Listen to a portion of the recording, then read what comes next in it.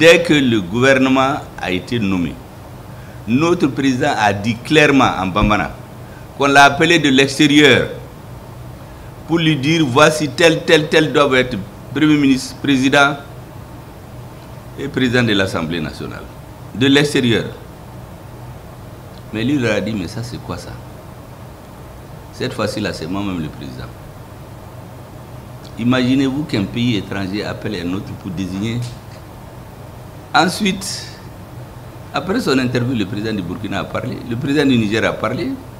Et ce que j'apprends, c'est que pendant qu'il y avait la crise du Niger, il y a un pays européen qui voulait venir arranger les choses. Est-ce que vous savez, c'est Macron qui l'a appelé pour lui dire de ne pas, comme on dit en Afrique, là, de ne pas mettre sa bouche là dans les affaires du Niger. Le Niger, ce n'est pas pour eux, c'est pour la France. Et l'Européen l'a arrêté. Ça, c'est le président du Niger qui dit. Il n'a pas dit le nom du pays, mais moi, je le connais. Même ces messieurs-là qui voulaient désigner président, premier ministre et président de l'Assemblée. Notre président n'a pas dit, bon, c'est les militaires, ils sont discrets, mais moi, je les connais. Voilà comment les gens voient nos pays. Des gens auxquels on fait faire ce qu'on veut. Et pour nous montrer que c'est ça, Joseph Borrell, qu'on appelle qui est le haut commissaire pour la politique européenne de l'Union, la politique étrangère de l'Union africaine, européenne de l'Union africaine. Vous savez ce qu'il dit? Quand notre ministre des Affaires étrangères a invité l'ambassadeur de Russie en 2013, il a quitté ici, il est allé en Afrique du Sud. Voilà ce monsieur qui vient. Il dit dans les médias, hey, les Africains là, c'est pas la peine. C'est des gens qui sont faciles à manipuler. Il faut les laisser. On les aura. Un ministre des Affaires étrangères qui parle comme ça aux Africains. Ce même monsieur, quelques temps après, quand il y a eu le renversement du régime au Gabon, il est réuni à Toledo en Espagne les ministres des Affaires étrangères de l'Union européenne, les ministres de la Défense. Il leur dit, vous savez, en Afrique, là, on a des intérêts. Il faut qu'on cherche à les comprendre. Il est vrai qu'au Gabon, il y avait des problèmes politiques avant. Mais lui ne sait pas qu'au Mali, depuis 2018, il y avait des problèmes politiques. Et voilà le même monsieur, quelques temps après, il va au Ghana.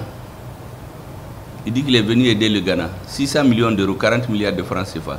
Il y avait l'inondation en ce moment, il y avait les routes. Ce n'est pas pour les arranger. C'est pour lutter contre le terrorisme. Donc ils vont donner de l'argent.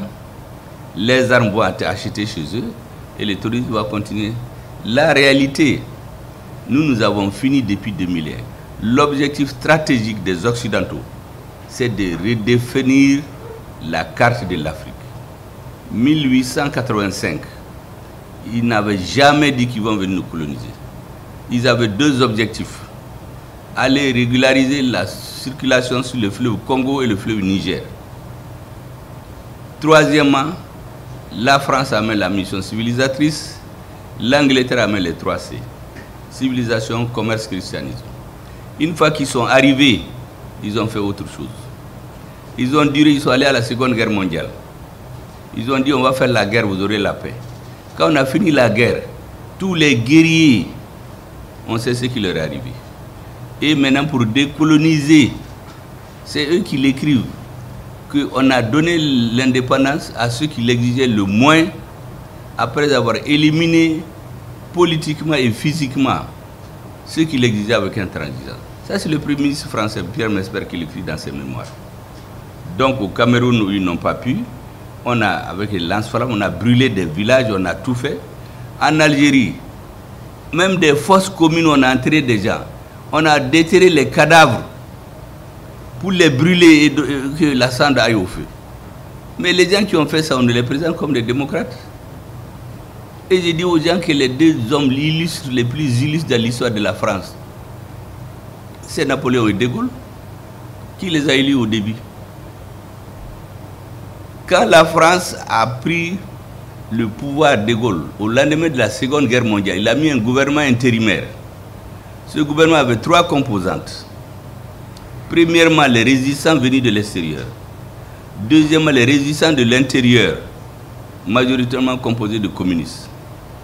Troisièmement, les partisans de Vichy, ceux qui étaient à l'intérieur. Et regardez l'avenir. Mais chez nous, on s'assoit là-bas, on sort France 24, on nous pompe l'air, et puis on accepte ce qu'ils disent. Ça, c'est terminé. Quand ils ont fini avec ça, ils ont mis des gens au pouvoir. Quand les chefs d'État ont commencé à comprendre, ils ont amené la démocratie. La démocratie est venue, les termes de l'essence, les prix du cacao, du coton, de l'or, on baisse, la population augmente, on rentre dans les universités, chez les étudiants, on dit, mais ce monsieur-là, c'est à cause de lui que ça ne marche pas dans votre pays. Il faut qu'il parte. On le fait partir. Et on installe un système oligarchique. Détruire les États, détruire les écoles, détruire les systèmes éducatifs, détruire la société, créer des milliers de partis pour des sociétés de 10 millions d'habitants. Et les gens, moi j'ai reçu ici récemment des partis politiques, j'ai dit, mais quelle est votre profession? C'était tous des chômeurs. Donc on crée des partis pour avoir des revenus. Ce n'est pas pour défendre des idées. On a fait un temps, la démocratie, on a fait 30 ans, on a mené le terrorisme. Le terrorisme, l'objectif, c'est d'aboutir dans 30 ans à la désintégration des pays africains. Ce n'est pas compliqué, c'est cette analyse objective que nous avons faite dès juin 2021. Et c'est pour cela que quand le gouvernement a pris fonction, après avoir joué des pieds et mains, pour qu'on ne désigne pas un nouveau Premier ministre, pour que cet alliage-là ne marche pas, 3 jours après, ils ont dit qu'ils vont quitter. Ils ont quitté sans nous aviser. C'est ce que j'ai appelé abandon en plein vol. Mais on a un accord entre nous. C'est à la télé qu'on apprend que vous avez quitté. Le reste, je crois que vous avez pris le relais. Ce qui reste, l'Afrique fonde beaucoup d'espoir sur vous. Je l'ai dit aux Maliens ici, dans tous mes discours depuis 6 mois, moi je ne fais que de l'histoire. Parce que c'est cette partie qu'on nous a cachée. Et vous avez les choses à main aujourd'hui. Il faut redonner aux Africains la confiance. La confiance, c'est la chose la plus importante. C'est la chose qu'on nous a fait perdre. Quand un homme a confiance en lui, il peut tout faire. Les Mali a eu confiance en lui grâce à son armée. Imaginez-vous que quand on a pris Kidal, quand il y a eu des morts, les services secrets des pays occidentaux ont tué les Maliens dans le bateau Tombouctou. La CEDEAO a fait une réunion, ils n'en ont même pas parlé. Aux Nations Unies, ils ne se sont même pas entendus sur une lettre de condoléances aux Maliens. Donc nous avons compris qu'il faut qu'on prenne notre destin en main. Et c'est pour cela que j'ai fini par ça, notre président a installé ce qu'on appelle le comité de dialogue intermalien. Parce que nous avons une conscience claire que la guerre, on peut la gagner quand on est une minorité déterminée. C'est l'actuelle direction, c'est les 1% là. Mais pour gagner la paix, reconstruire le pays, c'est tous les Maliens. Et c'est là où nous sommes aujourd'hui. Et nous sommes convaincus que les uns et les autres vont venir. Mais ce que vous faites, c'est pour l'Afrique. J'ai dit aux Maliens, chaque Malien doit se dire, l'Afrique vous regarde, les Maliens vous regardent, le monde vous regarde, la diaspora vous regarde. J'ai rencontré des groupes d'études de pays occidentaux qui sont en train de faire des simulations. Est-ce que le Mali va tenir? Beaucoup disent, vous savez, c'est les Africains, dans 5-6 ans, ils vont abandonner. Mais s'ils tiennent, il y aura un bouleversement dans le monde.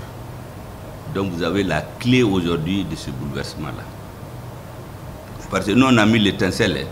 Vous savez, les hommes politiques, on a des partisans, des gens qui sont pour ou contre nous. Donc, ça ne peut pas prospérer. Mais quand vous prenez les relais avec les ministres des Affaires étrangères, avec des fortes personnalités, ça va s'imposer à la société. Parce que quand toute la société va être irriguée par cette idée-là, les dirigeants là même s'y passent. Par l'âge, par autre chose. Surtout que certains s'assoient dans les médias là-bas pour dire que, vous savez, au Niger et au Burkina, au Mali, ça ne va pas parce que depuis longtemps les militaires ne viennent pas chez nous. C'est un militaire chef d'état-major qui va dire ça devant les sénateurs. Et séance tenue, il donne 30 bourses. Des bourses au Sénégal, en Côte d'Ivoire, au Togo et au Rwanda.